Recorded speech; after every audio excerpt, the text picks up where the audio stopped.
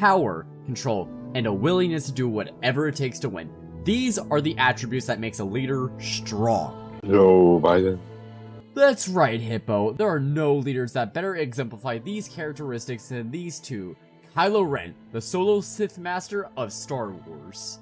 And Edelgard, the Black Eagle Princess of Fire Emblem. We will be covering everything related to the Disney canon of Star Wars for Kylo and Fire Emblem Three Houses for Edelgard. No legends or heroes here, folks. Shockingly, we're not going to scale these two to actual gods in their verse. But with that out of the way, let's see who wins. When there's so few. A long time ago in a galaxy far, far away, there was a boy named Luke Skywalker. Luke was born on a boring as hell sand planet that will continue to be boring as long as the series progresses. That is until he comes across some droids and Ben Kenobi, a supposed Jedi Master who dispersed in hiding after the Clone Wars and Order 66, where his name was Obi-Wan Kenobi. Is he stupid or something? These Jedi were pretty fucking awesome in those ages. Martial arts, lightsabers, and even powers that come from the Force. A force that is all around us and can be targeted in some powers like mind manipulation, telekinesis, and telepathy. The Force awakened in Luke as he would learn under his master and this goober named Yoda to become the last Jedi and take down the entire Empire. Well, he wouldn't exactly be the last one. After defeating the Empire, Luke started up a Jedi Academy where he would create a new generation of Padawans and revive the Jedi cycle. And no Padawan stuck out more to Luke than the son of his best friend and sister, Ben Solo. Ben was a step above the rest with his mastery of the Force, having raw, untamed power within him as Luke himself saw. However, Luke also saw a darkness within Ben, and thought that he would have to put him down so there wouldn't be another cycle of hate and evil within his bloodline, like his father before him. But he couldn't bring himself to do it. But that sure wouldn't convince Ben what's right in front of him. Ben escaped and killed the rest of his fellow Padawans, leaving only him and his master alive. Ben rejected his future as a Jedi and teamed up with the edgy cool kids instead, the Knights of Ren and the Sith. The Sith are basically the Jedi, but they have like way cooler powers and color schemes. Thus becoming a terror to any Jedi survivors left out there, and now known as Kylo Ren. We will montage here.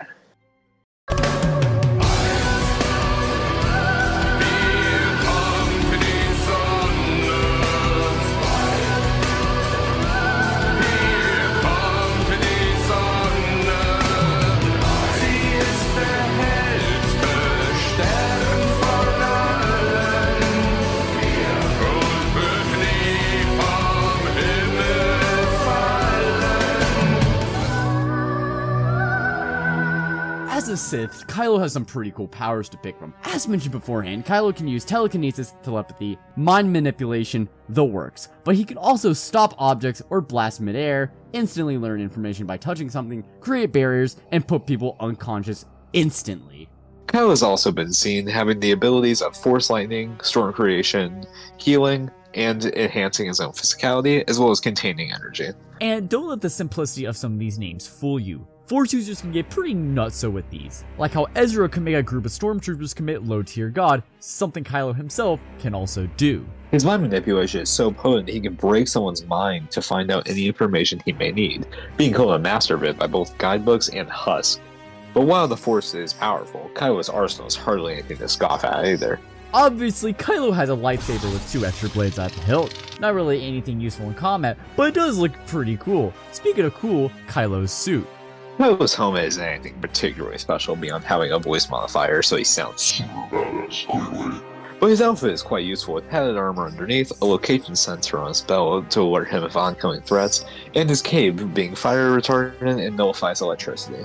Lastly, Kylo also has a TIE silencer, his spaceship to traverse around the galaxy with, which has laser cannons, torpedoes, shields, stealth generators, and a hyperdrive.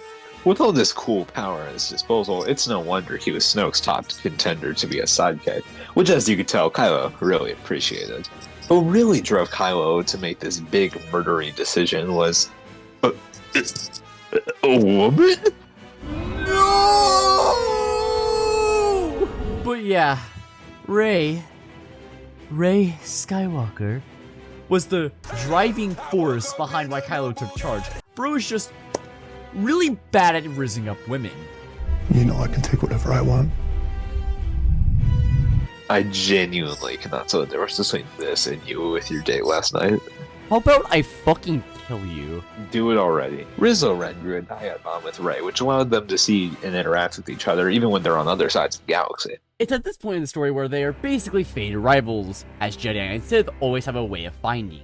This rivalry would turn into an obsession for Kylo, wanting Rey to join forces with him and rule the galaxy as one. But as you'd expect with the whole light versus dark thing going on, Rey was not convinced. And despite being a novice, Rey can keep up pretty well with his powers, especially considering the feats he can pull off. He can destroy large temples, beat knights comparable to Vader, and kill a Xylo Beach which posed a threat to basically every other Force user out there, which would include the likes of Ezra and Kanan throwing around meteors, a group of Jedi who shadowed a moon, Vader shaking all of Mustafar with his scream, and Vader's very own statements of the Force surpassing that of a planet destroyer, as well as other statements outright saying that Vader is the strongest weapon of the Empire. And to even much higher degrees, we can look at Palpatine powering the Final Order's 1,000+ ships, which were each stated to be as powerful as the Death Star. Vader and Rey could likely scale this, as they both defeated and endured full force attacks from him, meaning they should be taking at least the full force of a Death Star, which can be backed up with Kylo himself similarly having a statement of being the strongest weapon of the Empire's superior, the First Order, which includes the likes of Starkiller Base. And while his durability would just scale to his strength, speed is a major factor of a Jedi. There are a ton of statements and reaction feats of lasers in Star Wars, which Kylo would either scale to or massively upscale from, along with blatant feats of Jedi or Sith moving at the speed of light or faster, with some just upscaling from others such as Anakin to Dooku. But all of that eclipses the feats. OMG, so true, Hippo. You see, Kylo's dad, Han motherfucking Solo, in the middest Star Wars movie, Force Awakens, Han manually pilots and reacts in time to maneuver past Starkiller's defenses, which would require reactions of, let's just say, quintillion times the speed of light. You know, I really can't come up with a single solid argument against that. You know, it's just so solid. Only flaw I could ever think of is that I don't really know if Kylo would scale the Han. Well, that takes care of that. Kylo ended up killing his father and Snoke, leading him to be his own man and leader of the First Order. Well, at least until Palpatine had somehow returned to suck massive balls in the last movie. But Kylo finally went back into his roots and joined forces with Rey to battle for the light and in the eternal darkness of the Sith. Also, some weird relationship stuff, but hey, that's hardly new for the series, is it? Kylo died fighting for what's right in the light, burying the sins of the past, and led Rey on her path to beating Palpatine for good, leading to a possible new awakening within the Jedi, and earning back his family name as a Skywalker. I miss you, son. So does Deb. Now.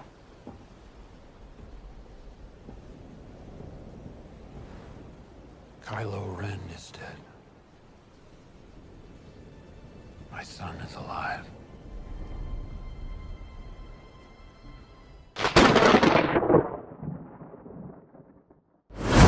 A long time ago in here, there were knights, magic, and multicolored hair anime women. The Dark Age. Welcome to the world of Fire Emblem, or more specifically that of Three Houses. We got the Blue Lions, we got the Golden Deer, we even got the Black Eagles, my personal pick. Loser. But since Golo decided to be cringe and not go with the Blue Lions, we might as well talk about the lore of the Black Eagles.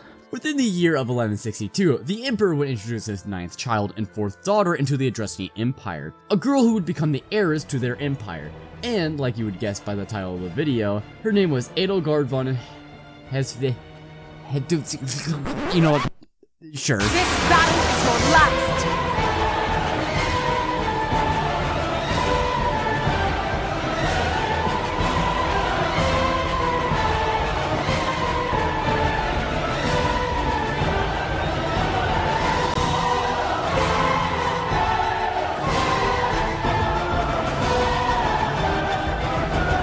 It's Restfeld, you dope. Edelgard would enter the Officer Academy in Garreg Monastery, where she would soon become the leader of the Husi, Black Eagles, meeting her professor and in some playthroughs, lover, Byleth.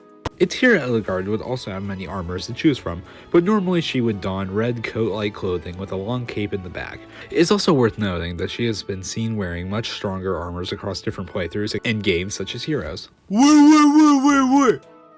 So let me get this straight. She has a long red coat, a goofy personality, and a guitar-shaped weapon? No, die. Nah, I'm gonna do my own thing. Funny people in long red coats are awesome. Gotta be one of my favorite genders. Moving on, at the age of 9, she would be taken in by her uncle Teferdad in the Kingdom of Fargus. However, it just so happened that her uncle was a key player in her father's downfall, and her mother went and slept with another guy. A real epic Hamlet move, as my sophomore English teacher would say. Within the Holy Land, Edelgard would find a friend within Prince Dimitri, who just so happened to be her stepbrother.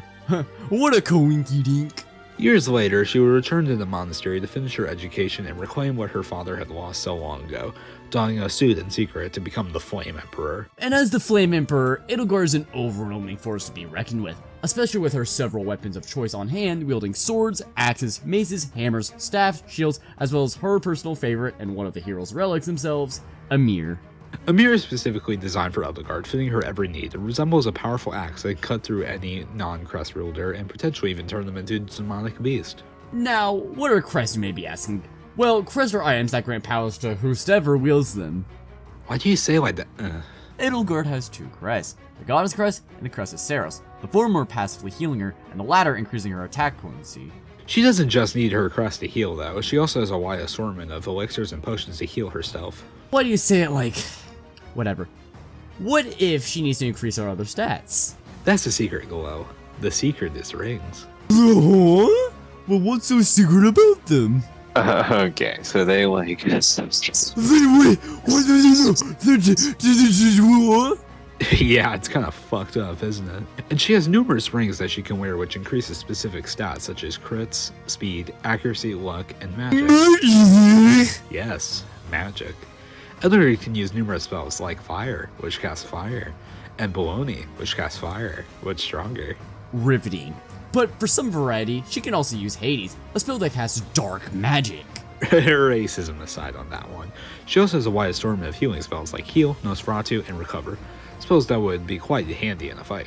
Which Edelgard is hardly any slouch in. After her battles with the other heroes' relic users, it should come to no shock that she's able to clash against her opponents strong enough to split mountains, battle against foes who could survive country-destroying attacks, and even battle off their mentor and kinda maybe sort of lover, Byleth, with the power of Sothis, who could sink the world itself with their power. While that may be impressive, keep in mind that Byleth would definitely be dating his/her own student, Soa owned. Byleth is not beating the Persona 5 teacher allegations. But yeah, Edelgard is not only giving out as much power, but tanking it as well, with her fights against these heavy hitters. But on to speed, Edelgard can keep up with warriors capable of dodging meteors, lightning, and potentially even light itself with the Hoarfrost attack. To go through all of this, Edelgard had to be tough, and the other students would have to as well. So as training exercise, Edelgard employed several bands to kill as many students as possible. This, however, failed due to Byleth's intervention, which is actually where Three Houses starts. First phase of the game was basically the average high school experience, but with a How to Train Your Dragon Persona vibe with the politics of Fallout New Vegas. However, towards the end of the first half, Edelgard would reveal her identity as the Flame Emperor to her classmates. With Byleth being ordered to kill Edelgard, this situation can go in numerous amount of ways, depending on your choices. However, no matter what, Edelgard escapes, and officially declares war on the church, starting the second half of the game, the War Arc! A pleasant time for all, as you can tell. But during this, Byleth mysteriously vanished in the middle of a fight with Rhea, giving Edelgard plenty of guilt and anguish on top of that mentally scarred sandwich of her brain. Edelgard was left alone to lead her classmates as an army into war. With their specific skills and with their unique expertise, no one would get in their way, not even childhood friends. However, 5 years later, somehow, Byleth had returned. And depending on your path, Byleth will either kill Edelgard or help lead her new empire. In the Azure Moon route, Edelgard would transform herself into Edelgard.exe and embraces the Hegemon Husk. This turns Edelgard into a powerful monster like no other, massively increasing her power, health, and defense that took her old pals Dimitri and Byleth to be. But while this may be her most powerful form in the game, that isn't the only ending she has for her across all the routes in the story. In the Silver Snow route, Ellegaard ends her tale in a mighty battle against a fully powered Byleth by Sothis, with Ellegaard letting Byleth plunge her sword into her, ending this war and conflict once and for all. But regardless of how her story ends, Ellegaard remains a symbol for a new world, one without cruel systems in place to harm her or her friends, ending with a house divided, now united as one. If I must fall, let it be by your hand.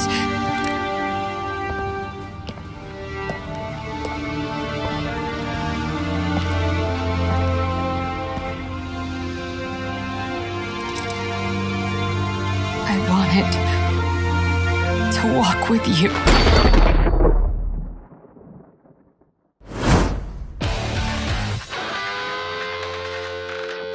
The empires have been set and the troops are ready. Which leader will win? Is Ellegaard going to taste a fiery victory, or will Kylo Ren wake up to a new world among the stars? Those are quite some thinkers, aren't they? We're very intellectually complex like that on a fictional feud. Which is this? Which will start right now. Yeah.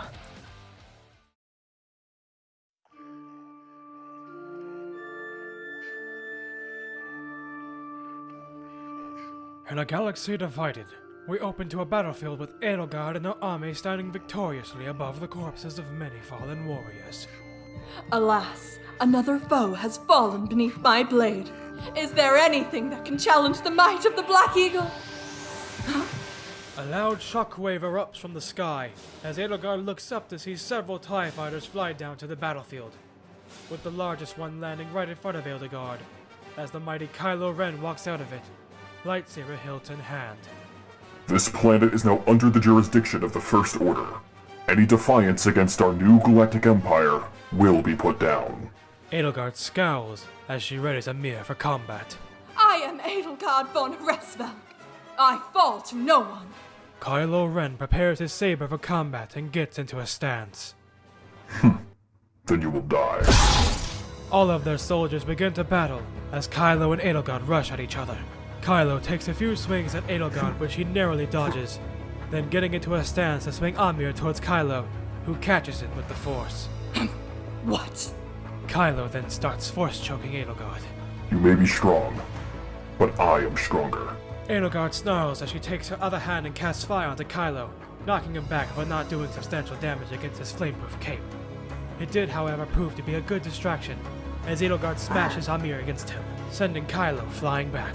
Kylo gets up but hears Edelgard casting another spell again. Nosferatu! A yellow and green blast starts approaching him, but Kylo uses the Force to lock it midair. Kylo's hand then begins to generate electricity, and fires a large blast of Force lightning towards Edelgard. Edelgard, barely reacting in time, manages to roll out of the way and run towards Kylo. Kylo notices this and sees all his stormtroopers nearby. I want every gun we have to fire on that woman. A large number of stormtroopers start blasting at Edelgard, who then points towards Kylo and his army and commands her own to. Steel yourselves, everyone! Edelgard's army then defends their ruler while battling off with the stormtroopers, allowing her time to run towards Kylo, beginning to cast another spell. Luna! Kylo begins to see a large dark portal behind him and begins to feel much weaker than before, noticing that Edelgard is now right next to him, preparing to strike with Amir. Kylo narrowly blocks it with his lightsaber, as they match each other blow for blow until Kylo manages to get a lucky blow to her abdomen. Kylo pushes her to the ground and picks her up by the throat with the Force, causing her to drop her relic as she begins to be suffocated. Submit or die. Edelgard starts to smirk and chuckle as she begins to cast another spell. I'll soon rather see you in Hades. A large purple blast begins to come out of the ground with both of them inside, leaving them both battle damage as Kylo rips off his broken helmet. As he uses the Force to heal some wounds, he looks around for his opponent and suddenly hears her voice. I'll do it. I'll kill every last one of them. Kylo looks up to see the Hegemon Husk descending in front of him while her axe now glows red with the power of the raging storm. Kylo grips his saber and raises his hand. You do or do not. There is no try.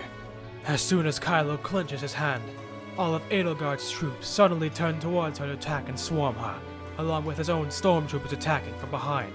Edelgard begins to feel rage like never before. No! I have killed you! You can only be one! Edelgard blasts them all away and strikes Kylo with the strongest Raging Storm attack she's ever given, knocking Kylo down and throwing away his lightsaber. As Kylo tries to get up from the blow, he begins to be pushed down by Edelgard, beating his body beyond any force healing repair internally. Fall and die, interloper!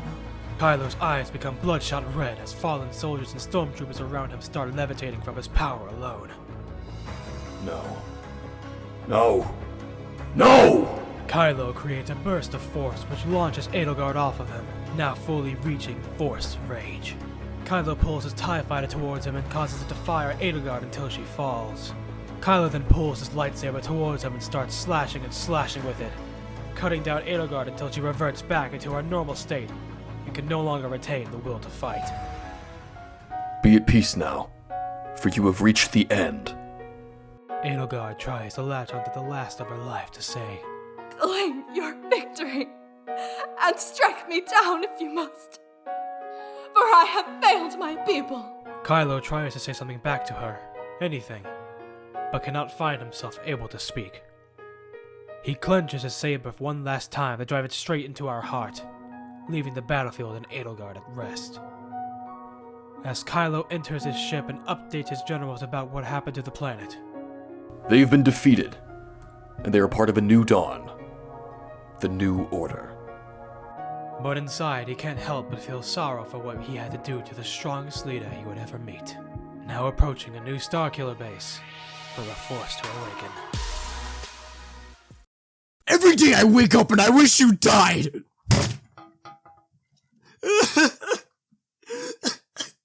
Please become funny. But yeah, our winner is Adam Driver. This may come as a surprise to some, but it's hardly a one-side victory in Kylo's favor when we look at their advantages. Now, how many exactly? Like 1 or 2?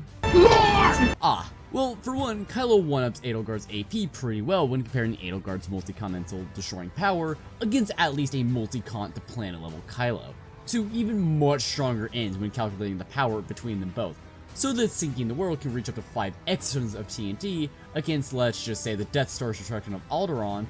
Measuring the size and radius of the planet, this can get results up to 166,000 yotatons of TNT. And for 2, Kylo matches Edelgard's in speed, with both having light speed based speeds to pull from, even if Edelgard's is a bit saucier, as these blasts can be taken as non-applicable. And for 3, Kylo has far better abilities at his disposal via the Force. Both may have healing options, but Kylo can quite literally make Edelgard commit low tier god, put her unconscious, target her internal organs, or force choke her out to suffocate to death.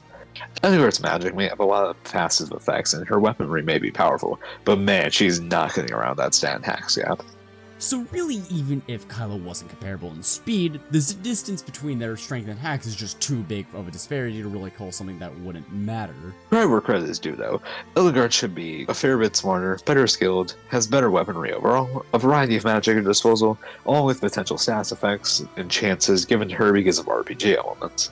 Edelgard could potentially play it safe and slowly whittle down Kylo, assuming he's sloppy and manages to not hit her or use the Force, but the chances of that happening are nigh impossible. Unfortunately, she just couldn't stack up against Kylo's superior strength, relative speed, and ungodly hacks. Guess we really saw who had the last laugh. The winner is Kylo Ren.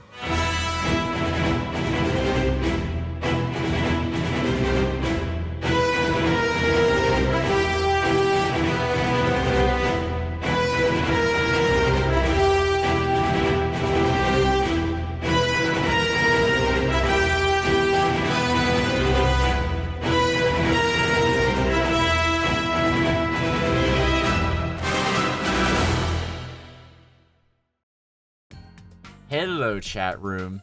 This is What? the second recording of this because Gold's a fucking Okay, idiot. man.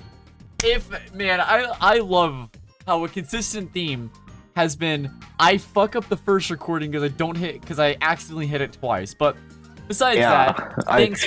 I wonder if he'd ever do that for a whole episode recording, huh?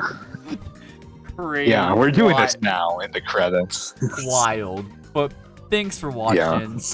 I hope you had a fun time watching this video, because we had a fun time making this video. Parentheses, We not have two really. others, by the way. Get the fuck out. Nah. Okay, but yeah, no, this episode pretty fun to make. We have other two. oh, yeah, we have some small one. We have Doom. We have a lot of stuff. We got a lot of stuff. We have a lot of stuff. Yeah. Which is brought to you by our Patreons, which will name them all again. By email. So show up to Dr. Hippo Time. Fucking nerd. Oh yeah, I'm on the free membership thing. Dang. But shout out to King Corp, who also did our Kylo Ren voice. He's very awesome. And Caitlin did Edelgard because I want to shout her out because she's very cool. Yeah, and also King Corp's doing commission. I'll probably flash it on screen. You should all do that because they're awesome. Yeah. Shout out to Cringe God, $5 tip. Shout out to Chris. He is the FF Knight. Shout out to Ethan SPL, The FF Knight of Rings Inferno fame. Speaking of the Rings Inferno fame, we got Vinny Vinesauce, aka Cooler Joestar VA, who's also does commissions, who you should also do. Shout out to Jobber Godot, who is actually editing Zorro next time. Wink. Shout out to Capucci or Capucci. Yeah, and then shout out to Ice King. Gucci. The one, my favorite.